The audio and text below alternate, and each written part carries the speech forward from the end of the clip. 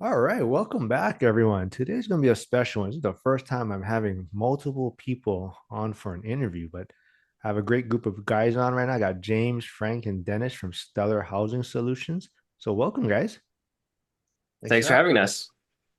Yeah, so why don't one of you kind of talk about what Stellar Housing is and what you guys are all about? I can go. So Stellar Housing Solutions, it's made up of the three of us, and we are a midterm rental company. And what midterm rentals are is basically furnished rentals, so apartments or houses that are rented to tenants or guests for a minimum of 1 month. And the easiest way for me to kind of explain it to other people is think about Airbnb, but minimum 1 month stay. So you get all the hospitality that you also have to provide, but the length of stay is 1, 2, 3, 4, 5, 6, 7, 8, 9, 10, less than a year usually, although we sometimes do even have tenants that stay for a year or longer. But that's essentially what we do, doing all these units together as a group. And what market are you in? Or you guys have it all across the country? Yeah, No, so we we have all our units in northern New Jersey. We have a couple units more, like we have a couple units spread out, but they're all in New Jersey. Okay. And is there a reason you guys are doing midterm rentals in New Jersey? Like, how's the short term, laws, I guess, in that area? Some of the towns we're in don't allow short term, but also we don't want to do short term. Oh, okay. Interesting. So, what is the benefits you see that over midterm rentals and short term rentals? Midterm rental guests are in an area to do work or something and then go back to wherever they came from. They're not there to party. They're not, you don't worry about them destroying the property. They're there to work. And then when their work period is done, they go back somewhere else. I like that. Okay. So they're generally really high quality guests that have their own property somewhere they go back home to. Okay. So you're saying the majority of your clients are probably like workers that are coming there for work, or what other clients do you folks have? We've had a few people going through divorce and they still want to stay close to where their kids are. Mm, We have people doing renovations in their homes and they need to stay local. We have people coming from out of the area and looking to buy a home and they need someplace to stay while they're house hunting. Oh, there's a lot more options than I thought. The Yeah, first it's thing not that just comes to travel mind, nurses and yeah, that's the first thing that comes to mind yeah. is always your travel nurses. And I'm thinking, oh, how much travel nurses are there really? So there is a lot more options out there. I love that. And when we Okay. started, the properties we chose were all near hospitals, thinking that was going to be our primary guest. And Okay, it so turns so out that from the that's beginning, you guys were strictly midterm rentals. You guys never did yeah. long-term rentals. Oh, okay. So how did you well, guys all get connected? well, we actually do have long-term rentals like Oh, ourselves, like just like individually. oh, okay. But as far as midterm rentals and how that got started, about 2.5 years ago, I bought a triplex in Jersey, and the last unit I turned into a midterm rental, and that went great. Dennis had bought a condo, one of his condos shortly thereafter, turned that into midterm rental. That went great, and then after seeing that, we realized, we this is something that's very scalable, it's very doable, it's enjoyable. And so we figured, we have similar skill sets, but also very different skill sets too. And so we all decided to like kind of come together. But we have experience in long term, but we got a taste of midterm rentals, also called medium term rentals sometimes. And haven't looked back since. Okay, so how did all three of you form Stellar Housing Solutions then? Well, I've known Frank for well over like a decade, so I've known him forever. But in terms of my real estate journey, I kind of started 2.5 years ago with my first property. And we would go to real estate meetups. And before I had even purchased my first property, we met Dennis at the real estate investing meetups too. And so those meetups are a great place to just not just learn from other people, but just to network, and you get to like really know and people and build relationships. And once you are building relationships and we're helping each other out to renovate or do all these landlording activities, you really get to like know other people. And through doing that and building like really good relationships, you can kind of figure out, oh yeah, we're gonna get along together, or we would be like we would do well together in business. So that's how we kind of uh came to be. I love that. So, Dennis, you are also a realtor with EXP, correct? Yes. Okay, so I don't know anything about the market you folks are in. So how would you explain to me the real estate market in your area? And maybe what is the median price point, and then the properties that you guys have for your MTRs, like what price point would that be in? Yeah. So off the top of my head, the median price point, I wouldn't be able to tell you exactly, but a single family home from say like a 3 bed, 2 bath goes from anywhere from like 400 to 5, 6. Nice neighborhood, maybe you go to 7, you know. It's expensive market, mostly in New Jersey, and our taxes are also very high. So our mortgage payments, a large portion of it is the taxes. Ah. And then as far as your guys' properties for your guys' portfolio, would that be, you're roughly in that median area, or are you guys like more like an A class type properties? Yeah, we are about the median. The properties that we own, James and I have properties that we own separately, that we manage under Stellar, and those are mostly small multifamily. So they are in that range for a duplex around 600, 700. Um, but yeah, and then we have apartments that we are arbitraging. So those are probably like a lower price point. Ah, okay.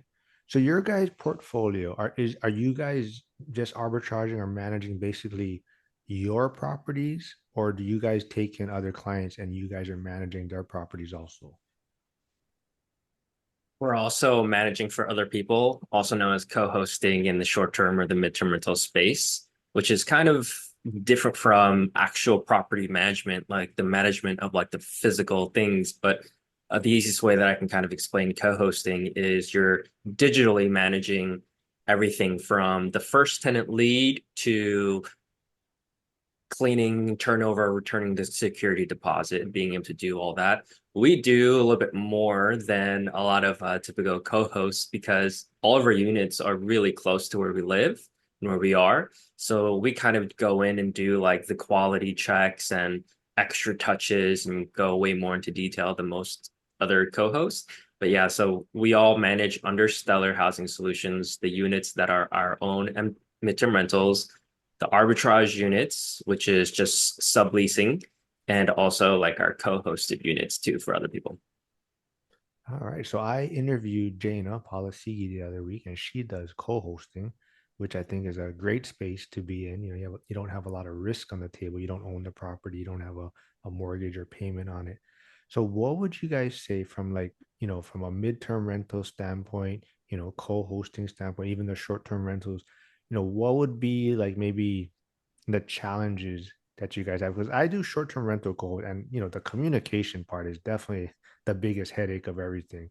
So for like midterm rental, where would you say like the biggest challenges come into play? I don't know about challenges from a communication standpoint. That's one of the things we really enjoy because the communication is where the hospitality aspect shines through. And that's where we really show off our stellar aspects.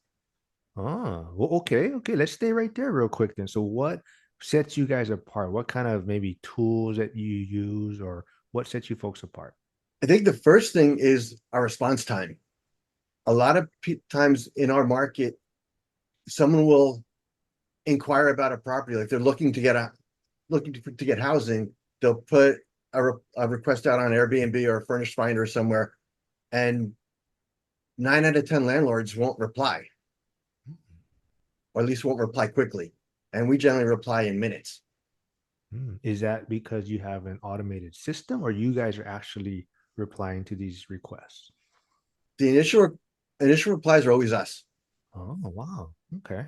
So I think that's why it's great. Like, so do each of you have your own designated assignment as part of the team? Do you guys have your own specific tasks that you guys are responsible for?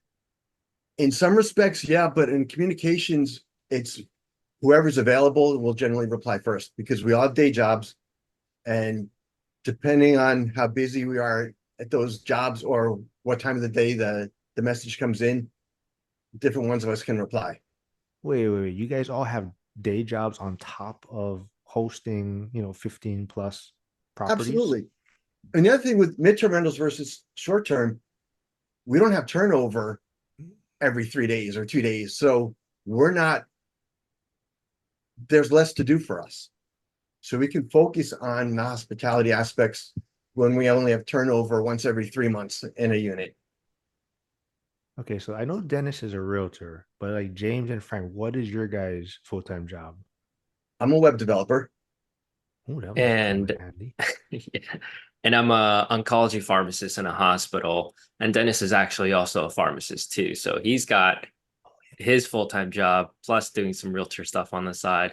And then and Frank also manages a commercial property. And in between, we're almost at least one or two of us are always in the middle of like a renovation, whether it's our own properties or recently I finished renovations at my brother's. We're also renovating in another apartment. So we're always kind of keeping ourselves pretty busy, but a lot of it has to do with things that are real estate related ultimately like, in the end. Maybe not our day jobs, besides Dennis being a realtor, but there's a lot of skills that we can extract from our W-2 day jobs. And like we try to use those unique skills that we've learned through that and like use that in the business too. Well, I mean, off the top of my head, I'm assuming pharmacists, web developers, you guys get paid pretty well. So I'm trying to figure out like why would you guys want to put this extra work on your guys' plate, managing all these properties, starting the Stellar Housing Solutions. Like where did this mindset come from? I think ultimately it always comes down to like being able to have financial freedom, whatever that means to you. And that's something that's means something different to everybody. But as far as me, it would be nice. I think anyone who works like a W-2 job, you're not always guaranteed that you're gonna be able to work tomorrow or that something's gonna happen. And if the hand that feeds you kind of cuts you off, what are you gonna do? Are you gonna be prepared? Or if your own life kind of changes in a different direction, are you going to be able to take the time to take care of loved ones, do the things that you want to do? And so for us at Stellar, at least one of the objectives is to use all the capital that all the income that we're making and buy real estate, do renovations, turn it into midterm rentals, and then have that also become an appreciating asset that could also contribute towards our own financial freedoms as well. Um, and I think like ultimately that's probably like a very core of, in the end. Was there like any moment that kind of flipped the switch for you? For me, I'm in the firehouse and I definitely was working for my pension. I have a pension, great retirement benefits. And honestly, I tell people I was coasting along. I was just ready to do my 25, 30 years and get my pension at the end of the day. And of course, was it 4 or 5 years ago, some weird stuff happened and it made me start really looking at things differently. And I really realized like you're saying, how risky I was being relying on this one job to feed me in a sense, and anything could happen, right? So that definitely changed my mindset and really kind of pushed me down this path of really focusing on real estate. So was there any moment like that for you folks? I can share my experience at least first. So during COVID, that's when I kind of started getting into real estate, learning, educating, reading all the books that you have, behind you too, just kind of going down that rabbit hole. And then I kind of started to suffer from some physical ailments where it seemed like, whoa, if this continues during this path, I literally may not be able to work as a pharmacist anymore. I have a doctorate degree, like this is all I've ever kind of done for a long time. And just the reality of that being an actual possibility is what kind of kicked me in the butt and said, all right, enough of this whole learning thing. Let's go and take action. Let's go to real estate meetups. Let's take a boot camp class. Let's take this seriously. For me, that's when it kind of like flipped the switch. And it's not even that my parents are real estate folks or anything like that either, but just when you start learning about all the benefits of real estate and what it can do, all these light bulbs start to go off, you know? And yeah, so that was my moment of, oh my gosh, you know, I got to start taking action. And that's how it started for me.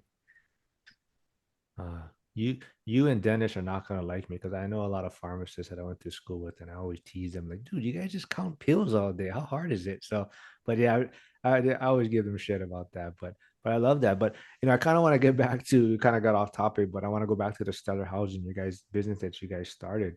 But as far as maybe like tips or advice you can tell people that maybe want to get into this space because I think it's a space where people like you guys might probably know, long-term rentals are kind of hard to cash flow right now, right? Prices are high, interest rates are high, so it's really harder to find deals out there. So, short-term rentals, midterm rentals, if it's possible, it's a way to make deals work, right? So, like, what advice could you give people as far as maybe selecting properties or selecting a market, or how can you take advantage of this space? So I'm gonna share. I was actually speaking about this with someone yesterday. Yeah, so just start small. Like if you have a house and you are going on vacation or something, or if you have an extra bedroom, just furnish it and list it. See how the demand is in your area, right? Because it's actually pretty hard to determine if there's demand in your area because there's not a lot of resources for midterm rentals right now. So it's a little bit of a guessing game. So I would say start small. If you have something that you can put out there, probably better try it out that way. And if you don't have the funds to buy, you can start as with co-hosting or arbitrage. If you're co-hosting, you really don't put any money out. If you're arbitraging, then you're renting someone else's apartment and you're paying for the furnishings, but then you can rent it for whatever the market will bear. Yeah, So that it's great advice. it's risk, but it's not as risky as buying a property and having to cover your mortgage. Exactly. As far as furnishing though, are you guys, I know like short-term rentals, Airbnb, a lot of times people have like themes and all these type of things. Do you find that in the midterm rental space or is it more just In a traditional midterm furnishing? rental, you're furnishing for comfort first. Like this is going to be somebody's home for months at a time. So they need to be like the couch that you get has to be comfortable. The bed has to be comfortable. All these things have to be really comfortable. You want them to look good, of course, but you're not going for an Instagram looking couch that sucks to sit on.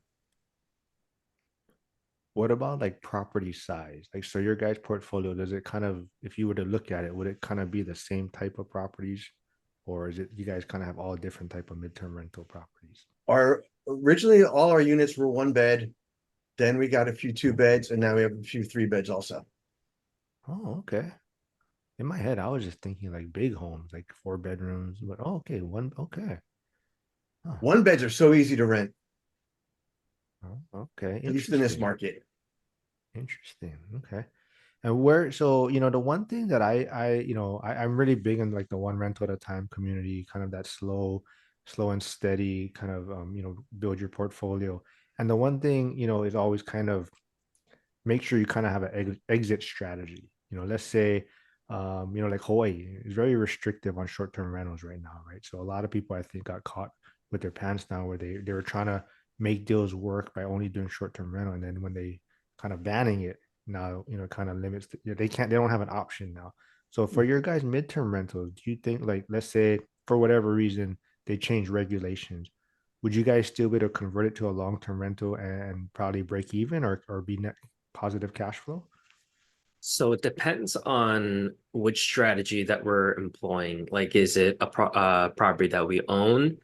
Are we co-hosting or arbitraging? So if I start with co-hosting, if the owner of the property that we're co-hosting for is not making enough income, then it's up to them, if they want to kind of cut ties or if we want to cut ties because we're not able to perform or whatever it may be. So that's that.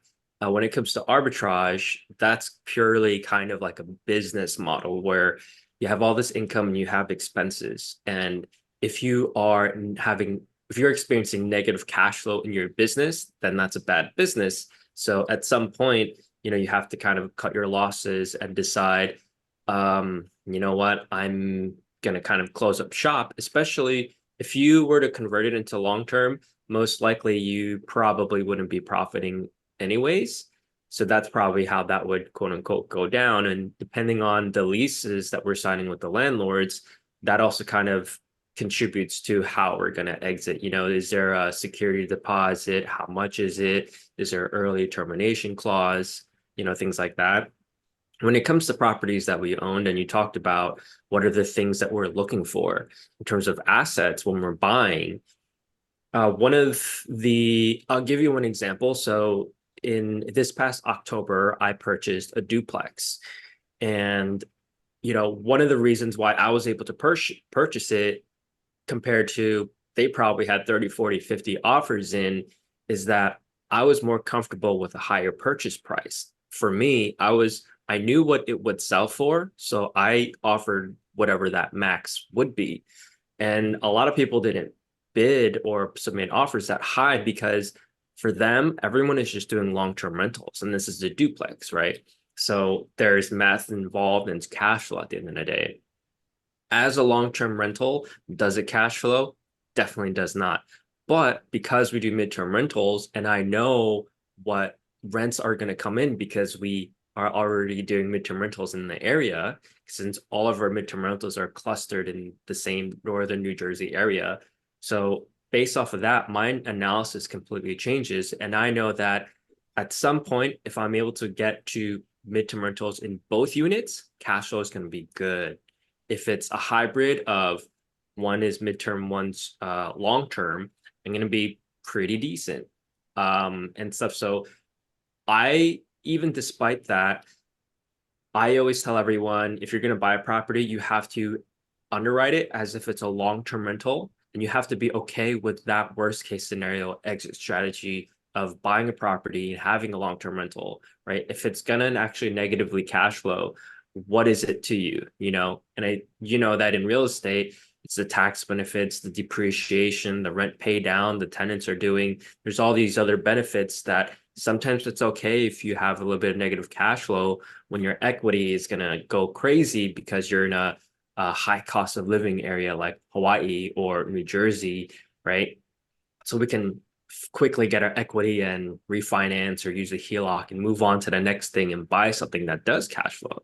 So that's kind of like our strategy of because we don't just do long term like everyone else, and we have this opportunity to do midterm, we can make way more money and make the deals work. But at the same time, we're not so naive that we'll just accept anything. And additionally, so with that property that I purchased, the duplex, it's actually a corner lot and has two separate side yards. One of the fenced in yards on the side has direct access into the first floor. The first floor is a 2-bed, 1-bath with a finished basement and a bathroom downstairs.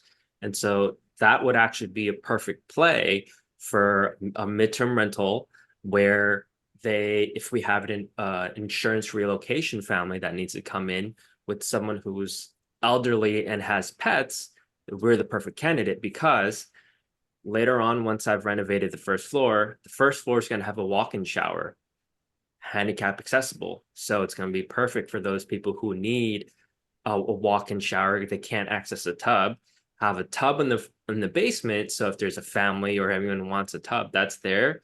You also have a fenced-in yard, perfect for those who have pets. Now, more than half the people that are traveling that are midterm rental tenants have pets. Maybe 30% of midterm rental supply are pet friendly. But out of our 15 current active midterm rentals, do you know how many can be booked right now?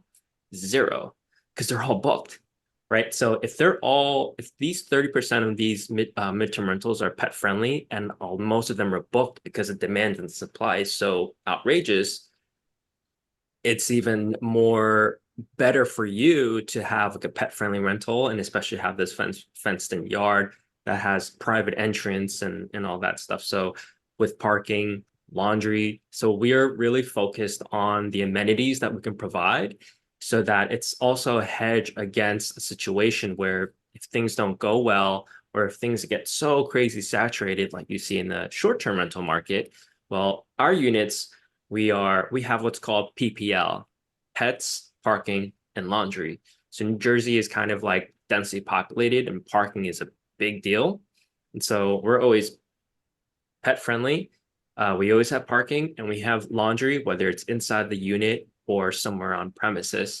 And the way that we look, if we're co-hosting a unit, arbitraging a unit, or buying a house, we're always focusing on those top amenities so that in a scenario where everyone else is dropping their prices or whatever, we're always going to be booked because we have a wider audience of people that would want to stay. And that's how we kind of look at any type of property, whether it's midterm or long term, and it's well thought out and intentional in that way. I like that. Pets, parking, and laundry. I'm gonna have to steal that. But yeah, that's funny, right? People treat their pets better than family members sometimes, right? So, but I never knew that they're so limited for these midterm rental spaces, or they travel with their pets that much. I didn't realize that, but interesting. Okay. So, like like I said, I mentioned earlier, I had Jana on and she talked about a lot of like maybe technology type stuff, lights, camera type stuff, the sounds. Is there things that you guys add to these midterm rentals to, like you're saying, the hospitality or attractiveness of these properties? I know you love talking our tech stack, James. Oh, wait, you guys have a tech? Okay. So in the short-term and midterm rental space, one of the conversations that's always talked about is the technology. What software are you using? And in the short-term rental space, honestly, it's really easy because everyone's just on Airbnb, VRBO. You just need one channel manager, like Hospitable, whatever it may be, and that will kind of take care of 90% of your operations. But in the midterm space, it's a true medium between short and long. So the part that it kind of touches the long-term space is now you need a property management software. If it's not an Airbnb or VRBO or Booking.com booking, and they're booking through Furnish Finder, Facebook, direct booking, our own website, or anywhere else, you need to go and do background checks, lease signing, rental application, rent payments and fees and security deposits. Renters insurance is also something that we do. And then you're going to have to figure out a way to communicate with them. Whereas in the short-term rental space, if you have a channel manager, no matter where they're booking from, you can always just message them from your channel manager. In the midterm rental space, that doesn't really fly because they're just kind of coming from all these other places. So we're using all the technology that you would in the short-term rental space. We're even, even for banking, for co-hosting, we're using BASELANE where you can create separate bank accounts for each co-hosted property, so that you can separate all your income and expenses so you're not commingling anything, right? It's also holding our security deposits with interest, which is a requirement in New Jersey. Security deposits have to be interest bearing, and that's what BASELANE does for us. And it kind of just separates a lot of our income in a beautiful way, quick and easy way too. So we're doing that. We use WhatsApp probably way more than most users. We're using like these community chat features. We're paying vendors in multiple different ways through like Melio or Remitly. We're even using to pay our virtual assistant. The tech stack kind of just goes on and on. I'm sure she probably discussed like the smart locks, which we also do. Um, a lot of different like tech, and sometimes it can be a little. And if you're also co-hosting for other people, right, and they have different locks or different systems, and they're not always open to shelling out more money, to. Exactly. And you're Yes. like, all right, you know what? We'll just try it out. I think we could probably say, yeah, like moving forward with new co-hosting clients, probably going to require that they use certain smart locks and things like that, so that it could just easily integrate for us and just create less work. Um, but yeah, tech is like a big part of our operations for sure. It must be easier for you folks now because you guys have a track record. So, like you're saying, if you talk to an owner or someone, hey, this is going to improve your results, if we implement these smart locks or whatnot. So it definitely gets a lot easier. And even like when you're talking about the properties, right? You increase your portfolio size. We're not saying not to buy properties that cash flow, but it definitely makes it easier to make numbers work. Like you're saying, maybe for a time being, it's not going to perform as you want it, but you have these other portfolios kind of covering maybe the loss for a little while. But yeah, you mentioned Baseline, and I use Baseline also. That's actually how we all kind of connected. But I love Baseline too because it separates everything, and I like the bookkeeping feature. But Jana mentioned something, and I never even thought about it. I don't know if you do this, but she has like the virtual cards for like each property. So she makes all the charges like specifically for that card. So it keeps her bookkeeping that much simpler. So I don't, do you guys do that also? We it's like James mentioned, we have a VA now, and she's in the Philippines. And to pay her, it's not like you can't just like do Zelle or something because it doesn't work that way. So we tried one service and they still haven't gone through the verification process and approved us.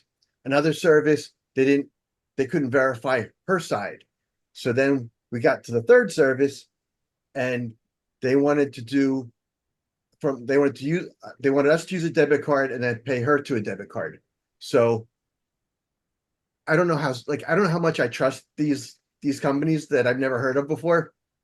So I went in BaseLane, created a virtual account, put a small amount of money in, created a virtual debit card that went with it, then connected that debit card to the payment processor.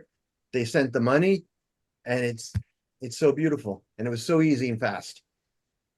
Yeah, I love it. It's a great product. So Like there's we'll no put the waiting for some like the bank to send you something. yeah, yeah, it's just amazing.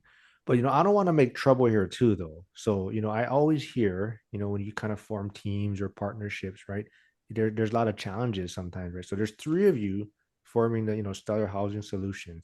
I mean, do you guys? How does this personality? I know you guys all don't have the same styles and whatnot. So how do you guys make everything work? It actually works really well, but we also have a rule where if something is really important to one of us, then that person will get his way on that whatever that topic is. So if whatever random thing, like I insist on putting nightlights in all the units. If like I'm adamant about that. And those guys like, okay, just do it. I think at the end of the day, it comes down to if you're doing business with anybody, you have to like that other person. Like you genuinely have to, right? Just like if you're going to be dating a person or if you're marrying somebody, because you will be spending an incredible amount of time communicating with them all the time, forever, almost, right? Um, and for us, that's certainly the case. Like we will go to real estate meetups, and there's this one that we really enjoy. It's in Jersey City called Elevate. And the host pretty much, so he has someone to come and speak. And after they come and present whatever on their topic, the host comes out and says, all right, now we're going to go back to networking again. And, of course, Stellar Housing Solutions are they'll shut it down for us. We will stay to the end of meetups just talking. Everyone goes home. And then it's just the three of us just talking. It's like we got to go home and go to sleep, but we just keep talking, right? And stuff. So it's rare to find partnerships where you genuinely like each other. So number one, that's very important. Number two is just being able to like communicate. Not everyone is always available every single time, or maybe you may just be available during certain pockets, right? So you have to always be flexible with communication and also just interpersonal communication in general. Like if someone says something, did they mean, like, did you take it in the wrong way? There's always a lot of miscommunication, especially if it's like text messages, right? But I think we also spend enough time with each other in person that you can kind of really get a good feel of what they're trying to say and what they mean. But yeah, like as Frank mentioned, like communication is probably like the most key thing to ensure that we're on the same page, that we're getting along, and that no one is feeling like left out or no one is feeling a certain way. And I think we probably do like a pretty good job of that. Of course, you could always get better at everything and everything that you do, but I feel like our baseline foundation has been like really good, and that's why we've been so successful and being able to like scale this fast. You know, our very first year, Mark, I remember telling the guys like, let's just get one arbitrage. Let's just get one. And I don't know, by the end of the first year, I don't even know how much we may have had like nine by then. And then, you know, for us, we've been operating for a year and 6 months now or something, and now we're at 15. We actually did close one down, so technically we would have been at 16. And there's no way we get here without collaboration from all three of us, 100% sure. Well, And before we, also for me, I'm lucky to have these two guys because they're way smarter than me. So I get to learn something every day with them. so sound that you guys are doing really well. Things are growing. Is there any plans to expand out of New Jersey, or you guys are going to just kind of stay in that market? So I think the plan is always to expand. We are actually right now, we stopped, not stopped, we actually still growing, even though we're not trying to. We actually kind of slowed down a little bit. So we hired our VA, so we're training that. We actually just got set up with Monday.com. So we have to manage, project manage, and we're trying to set up our systems so we can at some point go outside of New Jersey and do these like long distance. Oh, interesting. Okay. So what? Let's go. Let's wrap things up soon. But maybe is there any? Because this sounds all good. You guys are doing great. Everything's doing. Is there like a horror story on the tenant side or midterm rental side? You guys have a good story to tell? The worst horror Honestly, story I think we have is our arbitrages. Four of them are in one apartment complex, and there's one apartment above one of our units with noisy neighbors, and that's our biggest headache. Like everything else is pretty smooth. So the issue is the neighbors being noisy, or like the owner, or is like a different owner Yeah, owns that property? no, it's the long-term tenant in the upstairs apartment over ours is noisy a lot of the times. Mm. The owner actually went and tried to he'd had blown in soundproofing done in our unit to help dampen the noise. So it's better. That's it. That's all you guys can come up with. you know, even Yeah. when it comes to like tenants, like midterm rental tenants, they are truly the best type of tenants in any type of space that you would want. Because a lot of them are homeowners already, or they love their pets and they take care of their pet places. People think, oh, if I'm going to be pet friendly, it's going to destroy my couch and whatever. And is there a chance of that happening? Does that happen in the midterm rental space? 100%, it absolutely does. But it's not going to happen way as often because a lot of these travelers are they're very mindful of the situation. So they take care of the pets, they take care of the homes as if it's theirs.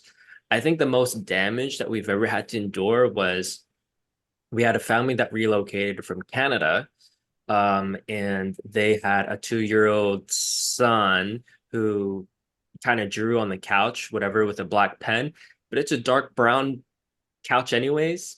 Does it matter? No, it doesn't. You know, they also broke like a side table, so we got reimbursed for that. But then Dennis is very handy, so Dennis fixed it, and so we kind of made a little bit of money even with that too. So we don't have tenants that are complaining about this and that. It's not like a short-term rental stay where everything is on the line. You have one weekend. If one thing goes wrong, then that's going to directly affect your reviews, and you have short-term rental guests that are kind of they feel entitled or whatever. That's not the case in midterm. There's a lot of thankfulness and gratefulness on their side. And the good thing about midterm rentals is if something goes wrong, and things certainly do, like if there's a plumbing issue, a heating issue, whatever it is, we can correct and rectify that situation as soon as possible. And then from there, a lot of time passes. And if something else happens, we can get it taken care of like quickly. And as far as memory of all these things that kind of happened, it's very easy for the tenants to kind of forget the things that they had to quote unquote endure, but we take care of them very quickly anyway. So it's very forgiving is kind of like the thing that I wanted to mention in the midterm rental space. So that's why it's a lot easier. It's scalable. You know, one of our tenants, like two of our tenants are staying with us for 1 year. One in particular, by the time her 1 year is up, it's going to be like 2.5 years that she's stayed with us, right? And we have tenants where we literally don't hear from them, you know, and so sometimes it feels like you're making like passive income. You know, they say like short-term rentals very active, right? Long-term can also be very active too. And then midterm, you truly get like this weird medium of like everything. And yeah, sometimes it's like I realize, oh my God, I haven't followed up with so and so for a long time. And I'll follow up with them and they're like, no, everything's great, you know, no worries, you know, or they'll say, I'll try not to bother you, you know. And So yeah. sometimes we're grateful for something to go wrong just so we can do something that's like we can show up our hospitality skills. Like we can get somebody in there to fix it right away. And they're grateful that we're so on top of things. Well, let's wrap it up right there then. So you talking about, problems come up, taking care of it. And James, I saw you on a recent podcast and you're talking about, being a problem solver, so how does that relate to everything that you guys are doing right now? I think anything that you do for the first time, it can be very overwhelming. Whether you're renovating, whether you're buying a property, whether you're co-hosting, arbitraging, doing midterm, short-term, whatever for the first time, whether you're dealing with your first tenant issue, there's so many different points in the process where you can feel very overwhelmed because you've just never done it before. And one of the things that I've always kind of told people is you just have to go through the fire and go through these cycles of having these problems, being very resourceful, asking everyone that you know for help, going online, figuring everything out, and coming up with maybe you can come up with 3 different solutions to one problem. You select that option, problem solved, right? But it's a continuous cycle of just repeatedly having an issue, solve it, issue, solve it. And the faster and better that you are at being tenaciously resourceful, the faster you can go from that emotional peak of like, oh my goodness, to all right, like I'm good, like it's gonna be okay. And the more cycles of that you have, you're able to shorten that period of like you freaking out. But also when a problem happens, you can kind of say to yourself, I don't know what the solution is, but yeah, we'll figure it out. You know, and for you to kind of reach that level of like Zen, that's almost like a complete life hack where everyone else is going to be freaking out. And your ability to get to that point of, I can do it because I have all this proof behind me that I have done it, kind of just sets you off in like a different it's like a different playing field from there. And that's really important. I always talk about that because anyone, especially who's starting out in real estate, it's extremely overwhelming. But when you have a problem and you look at that as good, I'm glad I'm having this big water issue, this plumbing issue, because now it's an opportunity for me to learn and get more experience. And with that, I can be better equipped in the future moving forward, right? And so the journey is tough, but it's absolutely worth it. And what you decide to do in the moment really doesn't matter, but it's rather the mindset of, I can figure it out. What can I do? What can I do? Let me figure it out. And being able to do that kind of just helps everything. And honestly, I feel like Frank and Dennis they're really, really good at it. I'm a little bit more like emotional sometimes, I guess. Kind of wear my heart on my sleeve sometimes. But Dennis especially is really, really good at it. Like I don't think that guy ever gets like stressed. So that's really good for me to see because I like for me, something happens. I'm like, oh my goodness. And then Dennis is probably like, okay, like, all right. And And so having three of us is really helpful because we can talk things out before approaching the tenant or the guest if there's some issue. But if you're in a situation where you're on your own, you're not really on your own. Like get people, get your team, whether it's just people you meet at a meetup that are in a similar boat, a mentor of some sort. Always have people you can bounce things off of. And if you go to a lot of real estate meetups, you're for sure going to meet people.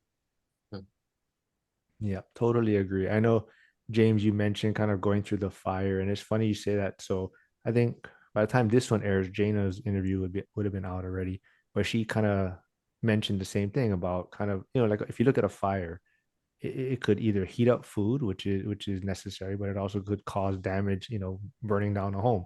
But it's really understanding how to control that fire and utilize it and kind of make the best of the situation, right? And I always talk about it too, being in the firehouse. That sometimes we train for different scenarios, but the scenario never ends up the way we trained, right? So it's kind of, you just got to figure it out a lot of times, and the joke is always, we don't want to leave the situation worse than when we arrived, right? We're trying to mitigate what happened, and then we just got to roll with it. So definitely, I think a lot of people in the real estate space, they realize that problems are going to happen. And I think Dennis, you and me we probably have that same demeanor. It seems like, a lot of things kind of just, you know, roll off our shoulders, I think. And I think, like you're saying, it kind of balances your guys' team, right? You guys have people that maybe, like James, you're a little more emotional, you said, but it works, right? You need people like that. Not everyone can be like Dennis and myself, where we're just kind of laid back, and you do need people that have different strengths. So I love that. But yeah, this was Funny that he great. says he's the more emotional one, though. Who is? What I'm more emotional than James is. Sometimes Are you? yeah, they have to tamp me down sometimes because I get a little, I I think it can be for probably certain things, right? Certain people yeah, are emotion, like you're saying, the what were you saying, the lights, or right, yeah. that's probably your thing, right? Like you said, it has to be done, right? So, but I totally understand it. But this was fun. I think a lot of people need to know more about this space. Not a lot of people are doing it. It can be successful. I think definitely you got to understand your market. I'm sure you guys would agree on that. Your market, you really got to know about it. But yeah, so if anyone wants to get more information, where can they reach out to you guys at? No, James. Well, we have our wonderful website that Frank built because he's a web developer, of course. It's stellarhousingsolutions.com, and it's solutions with an S, just like on my shirt here. And you can always email us at hello@stellarhousingsolutions.com. We're also on Instagram at Stellar Housing. I'm pretty active on my Instagram. It's James_Huang. And then there's also Denis RE and Frank Lewis too on Instagram as well. Yeah, awesome, guys. I'll put all you guys links below in the comments, and yeah, reach out anyone want. I know a lot of people want to know more about this space, so reach out to you guys, pick your guys' brains. But last question. So Dennis, why is there only Yeah. one N in your name? Oh, it's a long story. Really? Well, give me a short Yeah. version. So, okay. Well, short story is I was born in South America in Argentina. Okay. So I guess according to my parents, they don't allow you to have an English name, and two N's apparently is English. So Oh, yeah. okay. Interesting. All right. Well, this was fun, guys. We got to do it again. I'll get you guys on the lives or something too. Maybe I have a lot more fun in the lives, but this was a lot of fun too. So thanks for doing this, you guys. Thanks for having Thanks us. for All having right. us. Bye. Bye.